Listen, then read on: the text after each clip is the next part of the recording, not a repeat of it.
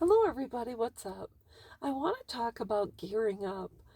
And this is primarily when you are going to see your estranged adult son or daughter at an event and you haven't seen them in quite some time. And you're kind of walking into the lion's den because you know darn well they don't like you. They don't want to see you. They're going to ignore you. And they're going to make it miserable for you. A lot of people say, I was so anxious and I cried or I kept my head up, but then I left the party and I sobbed in my car. Oh no, it's time we stop doing that. I am so sick of hearing parents. It's not that I don't have sympathy, but I am done with you being afraid to walk into a room with your son or daughter, the person you gave birth to. You changed her diapers for fuck's sake. Knock it off. So, anyways, I'm gonna tell you, if you gotta gear up, and that means emotionally, mentally, physically, and spiritually. And the reason it's very important is because no one should feel less than in a room with someone else. If you are not prepared, you just simply do not go. That is just the way it is. You need to put on your full suit of armor, have someone by your side, and if you are not strong, stay TF home. Now, I'm going to give you an example of why, with certain things I gear up for. My husband and I go ice fishing. I go because every person out there gets 3 tip ups. So that's just the way it is. So he uses me and I use him.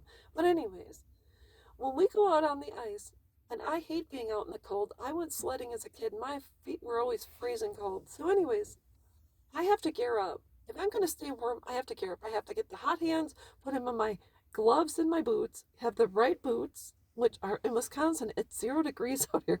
So you have to have the correct boots, snow pants. You have to have a warm winter jacket, a long one, gloves, a hat, a scarf. You have to have face protection because you can get frostbite in a matter of seconds. So, anyways, my husband, on the other hand, we have an ATV that pulls all the equipment out to the lake. We have a shelter, a pop up shelter.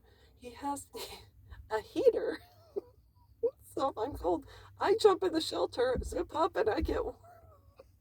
So I am geared up for the weather. So then when I get on the ATV, I can cruise all over the lake, which is a blast. I can get right underneath the eagles who's on the post, and I can get pictures of him, then I can go back and forth, this and that. But if I didn't have any of my gear, you think I'm gonna go sit out on the lake? Heck no. No, I ain't doing it. You will not see me. I'll tell my husband, you go have a nice time. I'm gonna stay inside and have some hot chocolate.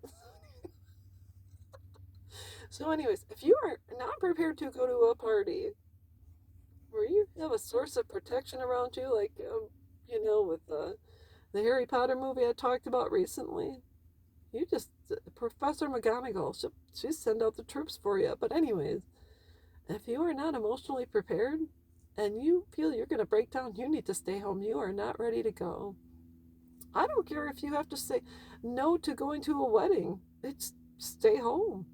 If you're worried about missing Christmas, you can spend time with someone else outside December 25th. Just the other day, I called up some of my friends and I said, let's meet out for dinner. It was a Wednesday night. Let's go. We had a great time and there was no stress. So that's all I'm saying is you got to gear up. If you're not prepared, don't go. There's times I missed out on a lot of family events. Beloved cousin of mine passed away recently. I went to see him before he passed away. He was terminal. So we sat, shot the shit, laughed, and had a good time. Got pictures. And I knew his funeral was coming up, and I knew certain people were going to be there. I didn't go. I don't feel guilty. I didn't have to go. I saw him before he passed away. So if you're worried and guilty, feel guilty, you spend time with people. We're all going to die. So you make sure you go spend time with people.